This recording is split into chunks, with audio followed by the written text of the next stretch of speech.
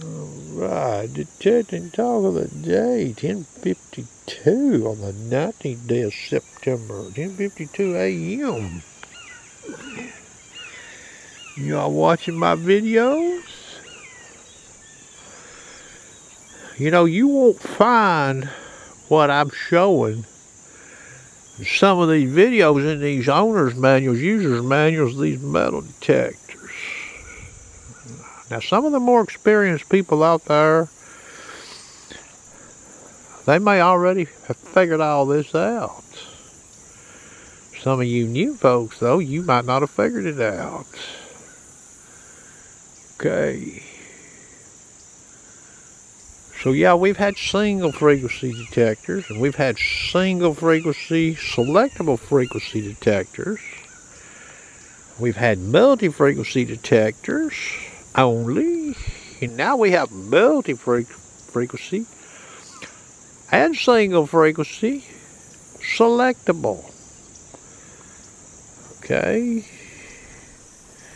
So some of the stuff I've showed you can't do, for example, with a E-Track or a CTX or a CZ3G, you know, because they're fixed in their multi-frequency ops. Yeah, you can change the recovery speed on the CTX and the E-Track, but that's about really all you can do with it. So you can't expose some targets in the wild or get a better... You can't examine a detecting scenario as well in some instances, okay? Now, there's some masking situations out there. Until you dig the masker, it's game over. Alright? So don't want anybody draw the conclusion. Sharpshooter's telling you, oh, well, you can find all mask targets by doing what he's showing. The answer to that is no, you can't. Okay? You won't find what you're seeing I'm doing in the Legend manual either. Or a Deus 1. Or a Garrett AT Max. You won't see any of this stuff in the manuals. But now some of these models I've mentioned, you can't even do what I'm showing. Because you're restricted to frequency used. And the frequency used ain't the right frequency to expose what I'm able to do with some of these other detectors. In single frequency, using lower single frequency can, especially in milder ground. But it has its limitations too for ID at depth. And then you can run into iron masking. Don't forget, you can have low conductive masking and ferrous masking at the same time. I didn't talk about that in those videos yesterday showing those two scenarios with lower conductive target masking over those Civil War bullets.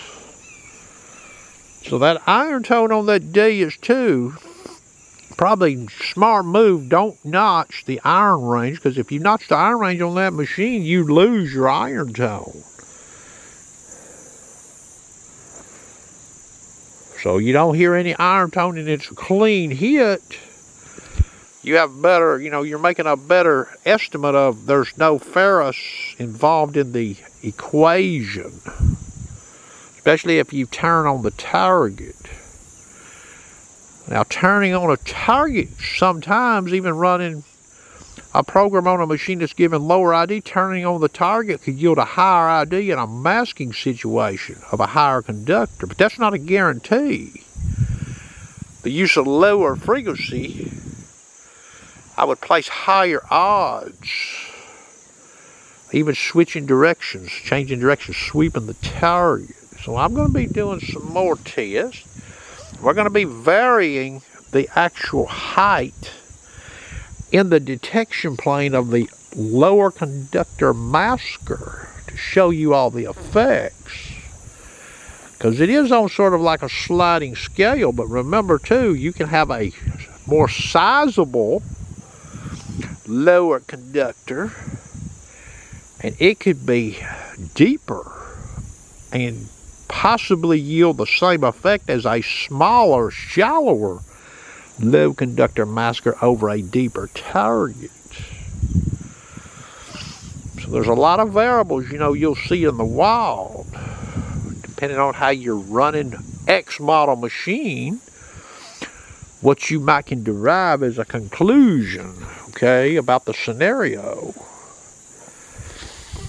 I've only bought one detective book in my life, and I think it was for the E-Track. That's what it was for. I think that's Mr. Sabich guy wrote that book.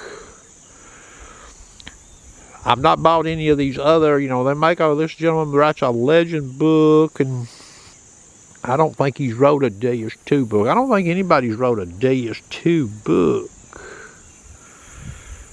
So, we may look at the Manticore on this too, what I'm going to show, okay? Don't know if I'll do it today or not. We'll see. Anyway, I hope you enjoyed.